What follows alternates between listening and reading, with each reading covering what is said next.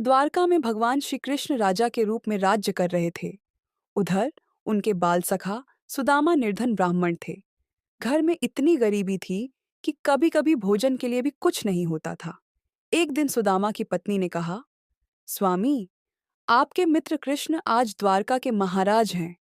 यदि आप उनके पास जाएं तो शायद हमारी दरिद्रता दूर हो जाए।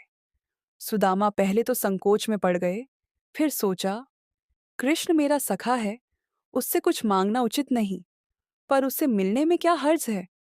पत्नी ने घर में जो थोड़ा सा चिवड़ा था उसे एक छोटे से कपड़े में बांधकर भेंट के लिए दे दिया।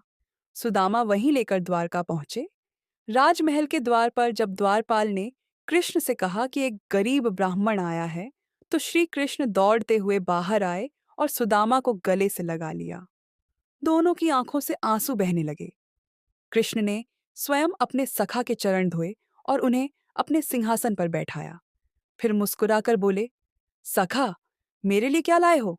सुदामा लज्जा से कांपते हुए वह चिवड़े की पोटली निकालने लगे।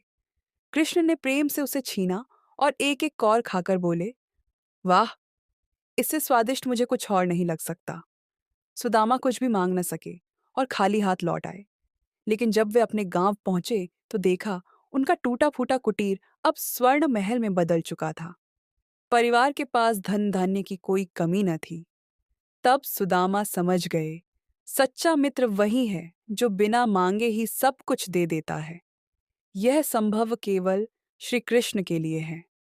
इस कथा से संदेश मिलता है कि भगवान सच्ची भक्ति और प्रेम से ही प्रसन्न होते हैं, मांगने से नहीं।